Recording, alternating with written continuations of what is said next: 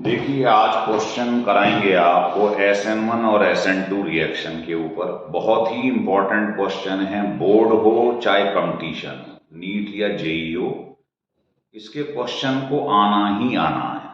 तो इसको आपको हमने अपनी पिछली वीडियो बनाई थी, उसमें डिटेल्ड स्टडी दी थी। आज हम इसके बहुत सारे क्वेश्चन लेंगे जिससे आपको ये बिल्कुल क्रिस्टल क्लियर हो जाए। तो देखिए, question based on SN1 and SN2 reaction, और ये हमारे YouTube चैनल का नाम है विचसर शॉर्टकट की, है ना। तो देखिए, तो पहले मैंने आपको जो SN1 और SN2 रिएक्शन के बारे में बताया है, एक बार रिमाइंड करा दूं क्वेश्चन से पहले। SN1 रिएक्शन जो होता है वो एक स्टेप में नहीं होता, ये मल्टी स्टेप रिएक्शन होता है। मतलब मोर देन वन स्टेप में कंप्लीट होता है, और ये सिंगल स्टेप रिएक्शन होता है। ये इनकी मेन बात है। इसमें हम देखेंगे जो SN1 रिएक्शन होता है उसकी रिएक्टिविटी, इंटरमीडिएट कौन बनता था, कार्बोकैटाइन, तो उसकी स्टेबिलिटी पे डिपेंड करती है कार्बोकैटाइन, है ना। और SN2 में क्या बनता था बीच में, ट्रांजिशन कॉम्प्लेक्स। तो इसकी जो रिएक्टिविटी होती है वो स्टेबिलिटी ऑफ ट्रांजिशन कॉम्प्लेक्स पे डिपेंड करती है। तीसरी बात यह है कि जो SN1 होता है उसका रेट केवल एल्किल हैलाइड की कंसंट्रेशन पे ही डिपेंड करता है, न्यूक्लियोफाइल से इंडिपेंडेंट होता है। इसमें जो रेट होता है SN2 का वो दोनों पर डिपेंड करता है, एल्किल हैलाइड की कंसंट्रेशन पर भी और न्यूक्लियोफाइल पे। ध्यान आ रहा। चौथी बात यह है कि SN1 में रेसमाइजेशन हो जाता है।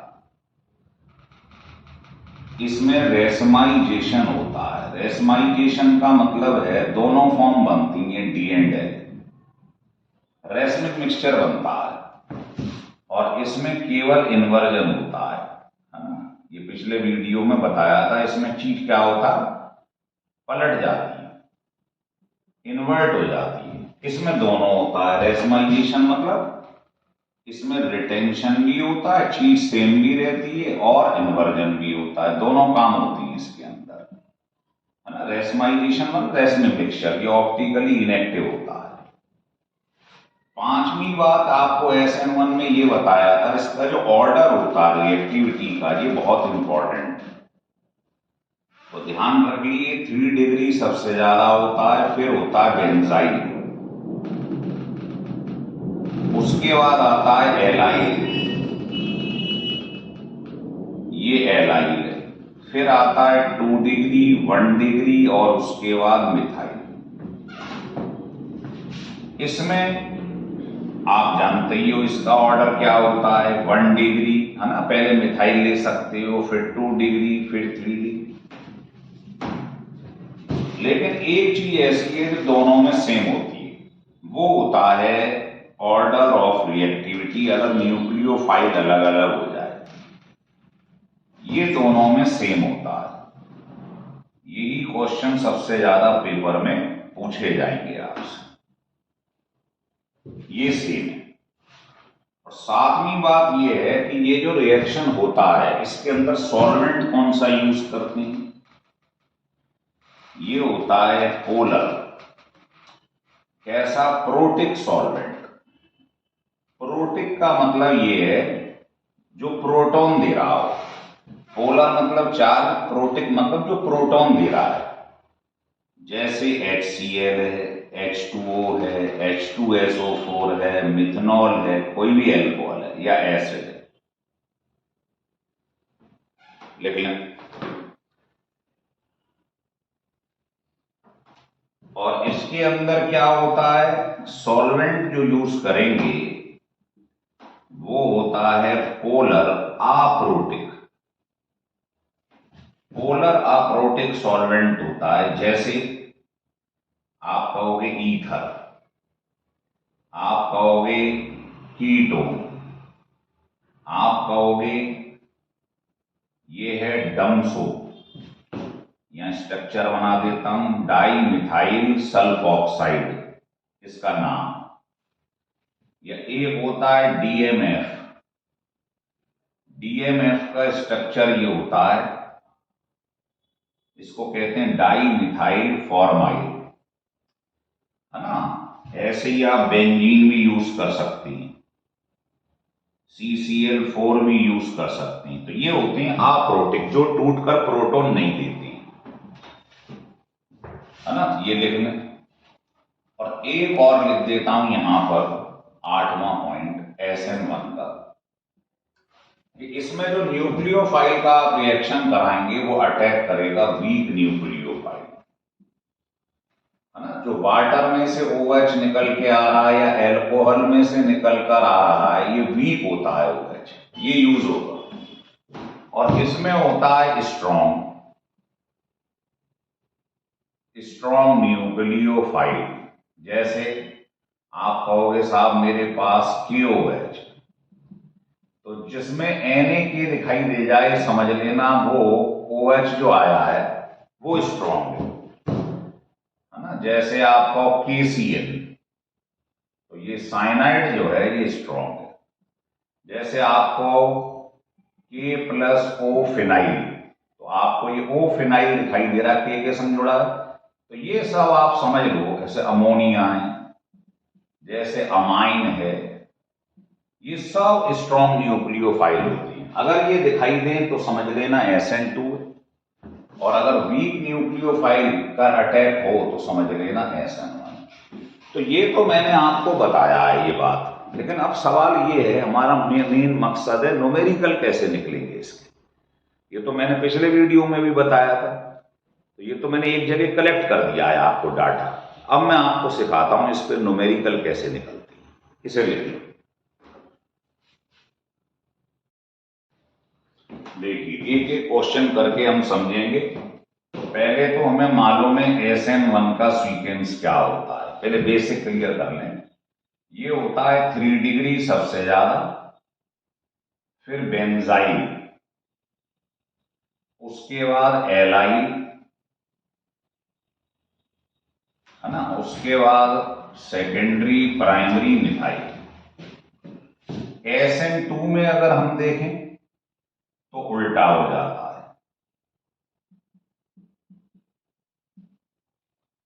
है ना। और दो चीज दोनों में सेम रहती है, वो मैंने बताया था न्यूक्लियोफाइल में RI, ये दोनों में सेम रहता है।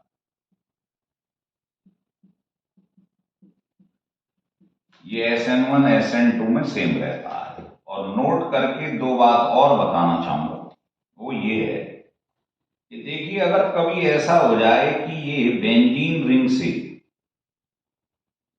कोई हेलोजन अटैच हो जाए, तो ये SN1 रिएक्शन या SN2 शो नहीं करता है। आप कहेंगे क्यों नहीं करता है? वो इसलिए नहीं करता है कि इसमें रेजोनेंस की वजह से क्या होता है, जैसे इसमें लोन पेयर है, तो आप जानते हो ये यहां आ जाएगा, ये यहां आ जाएगा, पढ़ा है आपने GOC में।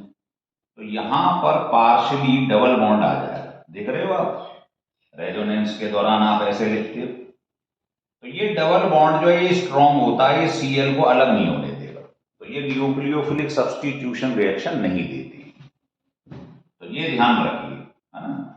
तो इस पर पार्शली डबल बॉन्ड करेक्टर आ जाता है, जो Cl को अलग ब्रेक नहीं होने देगा, स्ट्रॉन्ग होता है।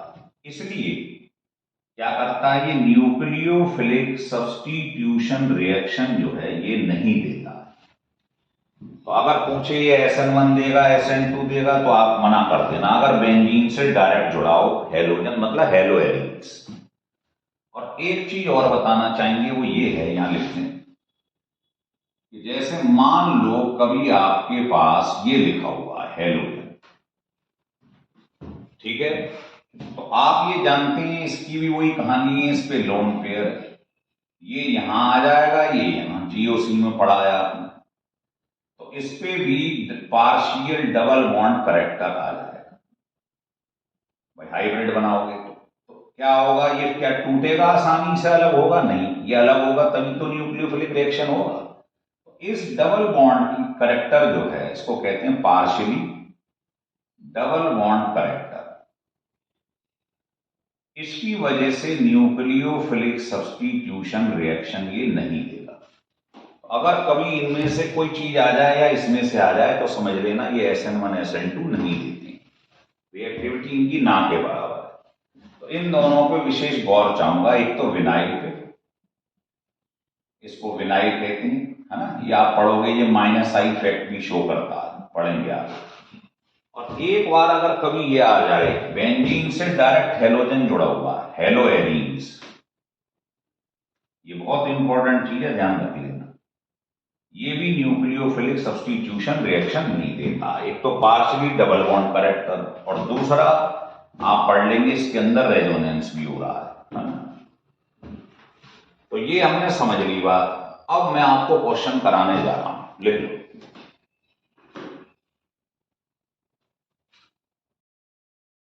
तो देखिए 5-5 क्वेश्चन करके लेंगे हम। पहला क्वेश्चन हमसे ये पूछा गया कि ये लिखा है, ये लिखा है और ये लिखा है, इसमें यहां Br है, इसमें यहां Br है, इसमें यहां Br है और यहां ऐसे लिखा है, मतलब CH3, है ना। बताओ इनमें से SN1 कौन रिएक्शन तेज देगा।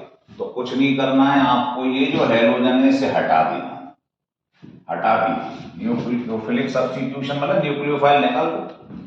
तो इसे निकालोगे तो इसके ऊपर पॉजिटिव चार्ज आ जाएगा, इसे हटाओगे इस पे पॉजिटिव, इसको हटाओगे इस पे पॉजिटिव। तो ये कौन है, टर्शियरी, 3 से जुड़ा हुआ है कार्बोकैटायन, ये 2 से अटैच है, ये 1 से। तो अभी पढ़ा था आपने SN1 करेक्टर कौन तेज देता है, टर्शियरी, सेकेंडरी, फिर प्राइमरी, ये आंसर हो गया, ठीक है। और अगर ये बोलता नहीं सर SN2 बताओ तो उल्टा हो जाता। ऐसे किसी ने क्वेश्चन आपको ये दे दिए, ये लिखा हुआ है बेंजाइल क्लोराइड, और एक लिखा हुआ है मान लीजिए इस तरीके से, एक तो ये लिख दिया हमने, एक ये लिख दिया। तो बताओ SN1 रिएक्शन कौन देगा। तो क्या भी बताया था मैंने, ये हेलोजन जुड़ गया अगर बेंजीन रिंग से, क्या SN1 देता है पार्शियली डबल बॉन्ड की वजह से, नहीं। और ये देता है, बहुत ज्यादा देता है ना, स्वीटेंस आपको मालूम ही क्या होता है, ये फिर बेंजाइल, फिर एलाइड, याद आ रहा है आपको। तो ये ध्यान रख लो इन दोनों में, ये तो SN1 देगा ही, ये देगा। तीसरा क्वेश्चन मान लीजिए आपके पास पेपर में ये लिखा हुआ है, ये, और दूसरा ये दे दिया। अब पूछ रहा बताओ SN1 कौन तेज देगा, ये भी इस पे लिखा हुआ है। तो आप इसको हटा दीजिए, हटा दीजिए, इस पे पॉजिटिव चार्ज आ जाएगा, इस पे पॉजिटिव। अब है तो ये भी डायरेक्टली 1 से जुड़ा हुआ, ये भी 1 से जुड़ा हुआ कार्बोकैटायन, लेकिन इसमें आप देख रहे हो पाई सिंगल बॉन्ड सिग्मा फिर पॉजिटिव। तो पाई सिग्मा पॉजिटिव मतलब इसमें रेजोनेंस हो जाए, इसमें सब सिंगल बॉन्ड है तो इसमें रेजोनेटिंग स्ट्रक्चर नहीं बनेंगे। तो जिसमें रेजोनेंस हो जाता है, स्टेबिलिटी ज्यादा आ जाती है, वो SN1 रिएक्शन तेज देता है, आंसर हो जाएगा। समझ में आ रहा है। फोर्थ क्वेश्चन देखिए, छोटे छोटे करा रहे हैं पहले।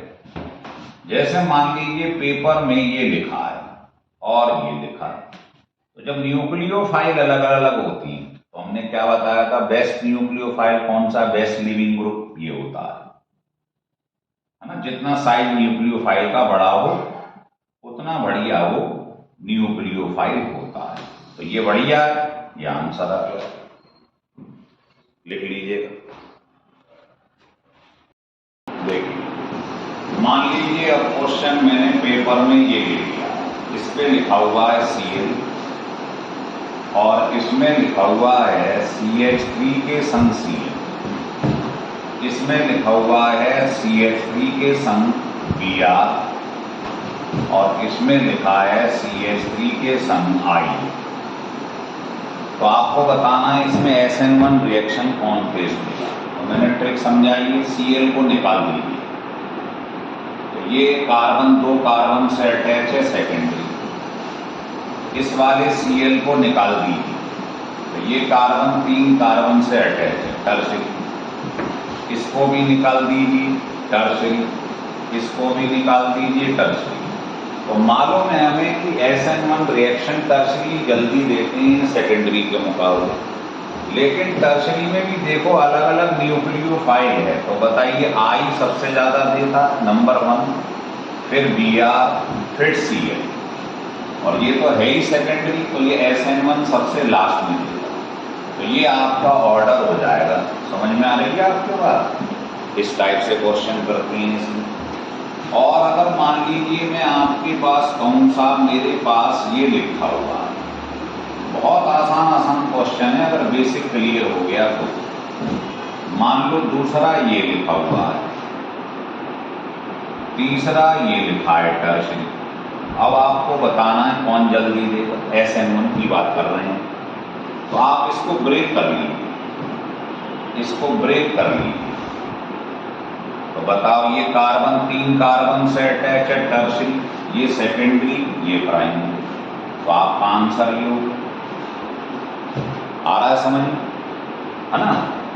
और क्वेश्चन ऐसे दे दीजिए कि आपके पास ये लिखा हुआ है और आपके पास ये लिखा हुआ है, इसको क्या कहते हैं? C double bond C, single bond C, इतने को कहते हैं एलाइल। तो ये एलाइल ब्रोमाइड, ये C डबल बॉन्ड C है, उसके बाद हेलोजन, ये विनाइल। तो अभी आपको बताया था यहाँ पर क्या होता है, पार्शियल डबल बॉन्ड करेक्टर आ जाता है। तो ये तो SN1 शो ही नहीं करता, ये शो करेगा, है ना? ये लिखा हुआ अभी एलाइल बताया था, एलाइल करता है। ये आंसर हो गया, ये SN1 देख लो। लेकिन तो बहुत आसान है, बस समझ के करिए। देखिए अब कुछ क्वेश्चन मैं आपको बताता हूं। जैसे मान लीजिए ये आपके पास लिखा हुआ है, ये है वेज, वेज मतलब आपकी तरफ ये लिखा हुआ है। इस पे आपने क्या करा, इसका रिएक्शन करवा दिया और सॉल्वेंट जो ले लिया है वो ले लिया आपने डाई मिथाइल सल्फोक्साइड और इसका रिएक्शन करवा दिया। इस पर करवा दिया है वाटर का रिएक्शन। अब आपको मालूम है OH वाटर से निकलता है, ये वीक न्यूक्लियोफाइल है, तो ये SN1 हो गया। और ये सॉल्वेंट किस में यूज होता है आपको मालूम ही है, SN2 में, अप्रोटिक सॉल्वेंट। तो अपने आप समझ लेना है ये पहचान है किसकी, SN2 की, और ये किसकी है, SN1। तो SN1 देता रेसमाइजेशन और ये क्या करता है, ये करता है इन्वर्जन। तो कुछ नहीं करना है आपको, इन्वर्जन का मतलब क्या है, उल्टा हो जाना। तो बताओ ये क्या था, वेज, इसका उल्टा क्या होता है, डैश। तो यहां से KBr निकल जाएगा, OH लग जाएगा, तो ये इन्वर्जन हो गया। लेकिन अगर आप करा रहे हैं क्या, SN1, तो रेसमाइजेशन होगा, मतलब दोनों का मिक्सचर बनेगा। एक तो एज इट इज जैसा है वैसे ही रहेगा, एक इन्वर्ट हो जाएगा। इसे बोलते हैं दोनों को कंबाइंडली रेसमाइजेशन। तो Br की जगह क्या आ जाएगा, OH। तो ये है रेसमाइजेशन। एक बार सीधा लगा दो, एक बार वेज की जगह डैश लगा दो। तो इसमें केवल इन्वर्जन होता है, इसमें रेसमाइजेशन होता है। लिख लीजिए पहला क्वेश्चन। मान लीजिए ऐसे ही क्वेश्चन में आपको एक और दे देता हूं, है ना? मान लीजिए आपके पास पेपर में ये लिखा हुआ है CH3, यहां लिखा है C6H5, यहां लिखा है H, और इधर लिखा हुआ है ऐसे कर, ये लिखा है Br। अब आपने क्या करा, इसका रिएक्शन करवा दिया। इस पे DMF, डाई मिथाइल फॉर्माइल, और यहां ले लिया आपने NaOPH ऐसे, और यहां ले लिया आपने मिथनॉल, है ना, ये ले लिया। तो किसी ने कहा इसका रिएक्शन करवाओ, तो इसके लिखते ही आप समझ गए ये SN2 है, ये SN1 तो कराइए, तो इसमें क्या होगा, SN2 में इन्वर्जन हो जाएगा, ये चीज जो है पलट जाएगी। तो कोई कलाकारी नहीं है, चीजें ध्यान रखें बस। वैज की जगह क्या आ जाएगा, डैश आ जाएगा। और बताइए NaBr निकलेगा तो न्यूक्लियोफाइल कौन सा, OPH, ये लग जाएगा, है ना। और इसमें क्या होगा बताइए, इसमें एचाइन निकाल दो तो जो बचा हुआ है वो न्यूक्लियोफाइल है, वो यहां लग जाएगा। लेकिन इसमें रेसमाइजेशन होगा, दोनों चीजें बनेंगी। एक बार तो वेज बना रहने दो, यहां आ जाएगा OCH3, और एक बार आप बना दीजिए डैश, तो ये कहलाता है इनका मिक्सचर रेसमाइजेशन। देखो सीधे Br की जगह ये लग गया न्यूक्लियोफाइल OCH3, तो ये कहलाता रिटेंशन, चीज सेम रही। और अगर वेज की जगह डैश बना दोगे, इसे कहते हैं इन्वर्जन। तो इन दोनों का बनना रेसमाइजेशन। तो SN1 में क्या होता है, रेसमाइजेशन। SN2 में क्या होता है, केवल इन्वर्जन। लिख लें। देखिए ये 2000 IIT में क्वेश्चन आया हुआ है, बहुत ही इंपॉर्टेंट है। इसमें क्या कई सारे ग्रुप लगे हुए हैं, लेकिन इसका रिएक्शन करवाना है, ये प्लस ये नेगेटिव। अब बताओ ये जो डाई मिथाइल फॉर्माइल लिखा है, ये किसकी पहचान है, या जो सोडियम में से न्यूक्लियोफाइल निकलता है, ये किसकी पहचान है, SN2। तो मालूम है इसमें इन्वर्जन होने वाला है। अब आपको हमने बताया था बेंजीन रिंग से कभी भी कोई हेलोजन लग जाए तो उस पर कोई इफेक्ट नहीं पड़ता है। मतलब ये मत सोचना कि Br न्यूक्लियोफाइल हटेगा और ये भी हटेगा। बेंजीन रिंग से जुड़ा हुआ हो ये, तो इसमें क्या बताया था, डबल बॉन्ड करेक्टर आ जाता है रेजोनेंस की वजह से, तो ये नहीं हटता है ना, केवल ये हटेगा। तो आपको कुछ नहीं करना था, बस ये आंसर आपका आ गया। इसको ऐसे ही बने रहने दो, इसको आप छुओगे नहीं। और ये जो तुम्हारे पास में वेज लिखा है, इसमें क्या हो जाता है, SN2 में इन्वर्जन, तो ये डैश बन जाएगा बस। और बताओ NaBr निकलेगा तो कौन सा न्यूक्लियोफाइल इसमें जुड़ेगा, ये वाला, ये Me मतलब मिथाइल एसिड, तो ये इसका आंसर आ जाएगा। मतलब बेंजीन रिंग से एलोजन जुड़ा है, तो इसमें बताया था रेजोनेंस की वजह से डबल बॉन्ड करेक्टर होता है, इस पर कोई इफेक्ट नहीं पड़ता रिएक्शन, है ना। तो ये वाला जो रिएक्शन आप कराओगे यहां होगा सर, NaBr निकलेगा और न्यूक्लियोफाइल अटैच होगा। लेकिन SN2 में क्या होता है, इन्वर्जन। वेज है तो डैश बन जाएगा बस। बहुत सरल क्वेश्चन था, फंडे क्लियर होने चाहिए। अब देखिए ये दो क्वेश्चन हमने आपको दिए, अब आप समझ गए हो तो इनको आसानी से कर लेंगे। एक्सरसाइज के दो क्वेश्चन। ये बताइए ये जो प्रेजेंस ली आपने, ये कैसा अप्रोटिक सॉल्वेंट, या ये जो आपने लिया इसमें से न्यूक्लियोफाइल Na और K में से निकलते हैं, वो क्या होते हैं, स्ट्रॉन्ग। तो ये मालूम पड़ गया ये SN2 है। और इसमें से जो OH निकलेगा वो वीक न्यूक्लियोफाइल है, मतलब SN1। पहले तो ये पहचान किया करो आप। इसमें क्या होगा, इन्वर्जन। इन्वर्जन में क्या होता है, इन्वर्जन में जो वेज था वो डैश हो जाएगा, वेज की जगह डैश, उल्टा हो गया। OH की जगह न्यूक्लियोफाइल आ जाएगा, क्या, OPH।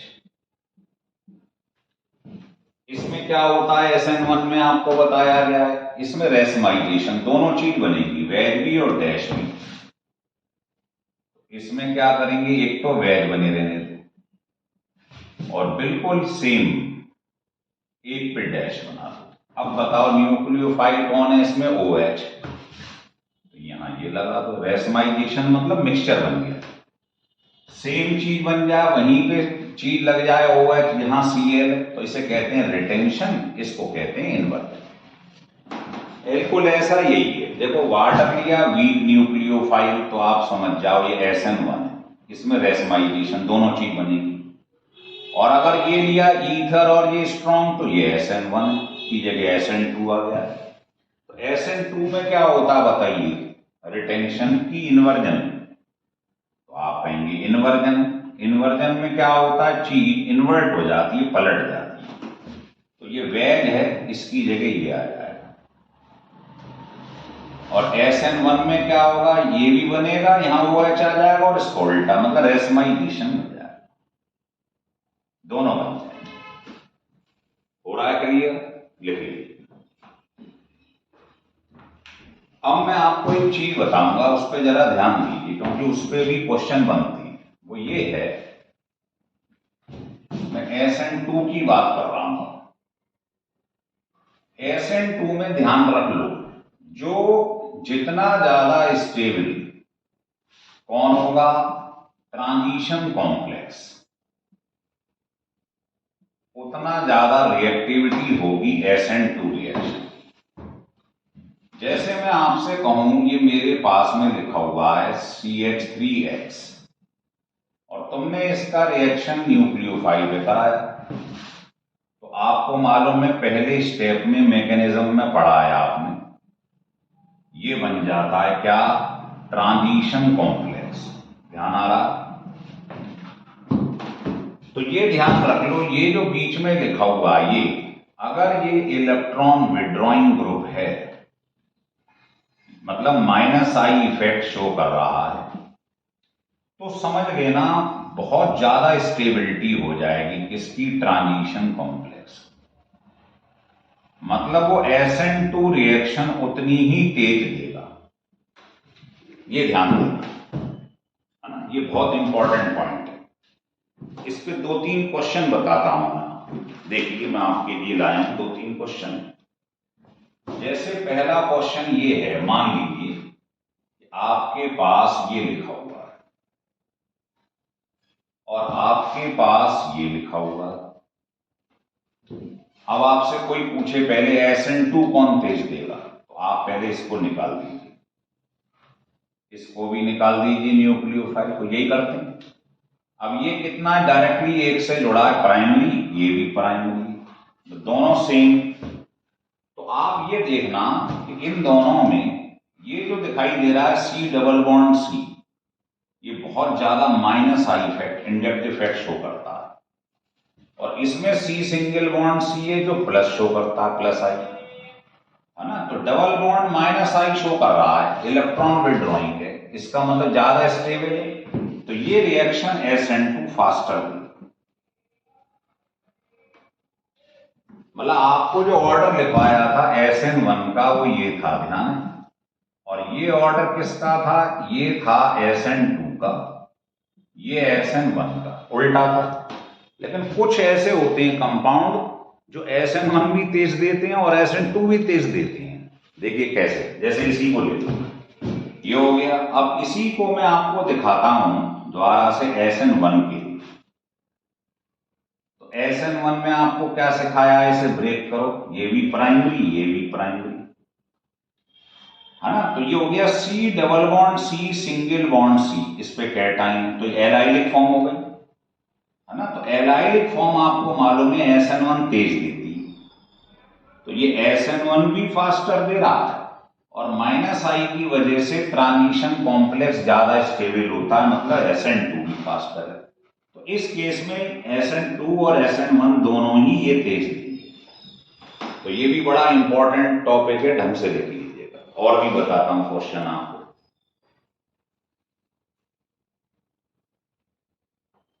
लिख लिए। चलो, मान लो एक दो क्वेश्चन और ले लेते हैं हम इसके ऊपर, है ना। देखिए, क्वेश्चन सेकंड में ये कह रहा है कि मान लो मैंने ये दे दिया, ये लिखा है बेंजाइल ब्रोमाइड।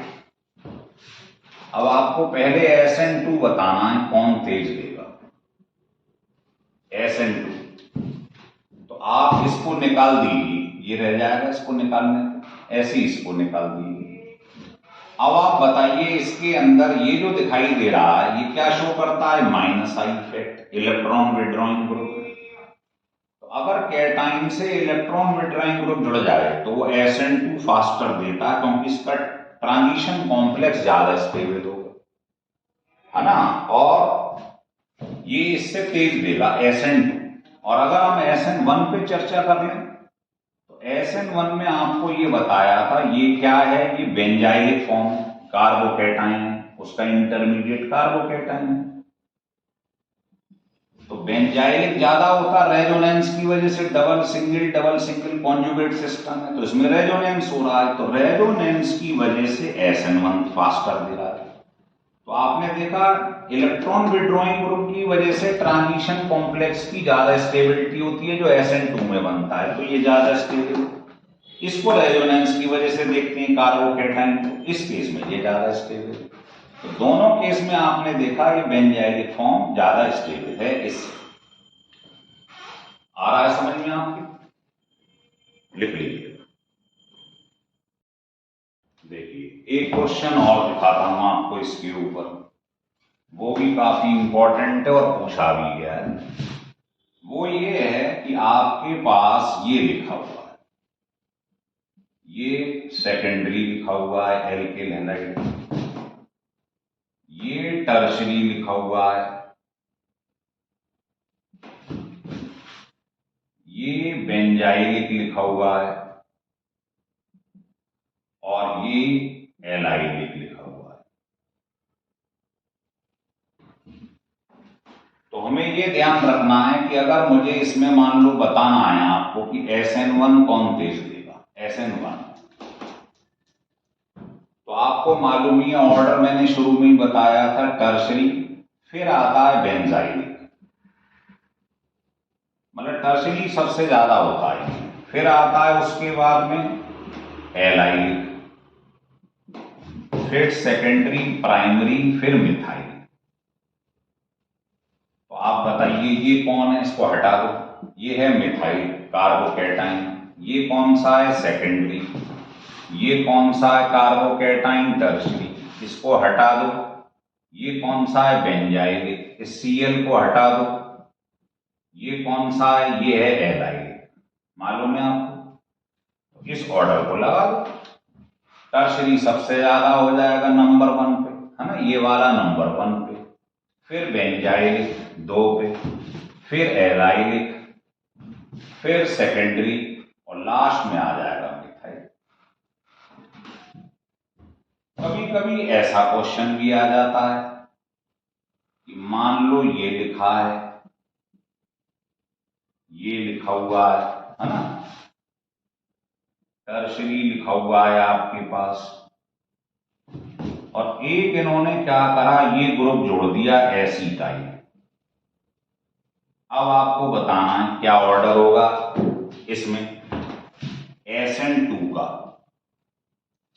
तो वैसे तो SN2 में मालूम है प्राइमरी ज्यादा होता है, फिर सेकेंडरी, फिर टर्शरी, लेकिन आपको मालूम है इस केस में यहां पर ये जुड़ा हुआ है और ये बहुत बढ़िया इलेक्ट्रॉन विड्रॉइंग ग्रुप होता है -I इफेक्ट, तो इसका ट्रांजिशन कॉम्प्लेक्स सबसे ज्यादा स्टेबल है, तो ये नंबर 1 पे आ जाएगा। और बाकी तो आपको मालूम प्राइमरी, सेकेंडरी, टर्शरी, यही होता नहीं होता है SN2 वाले केस में।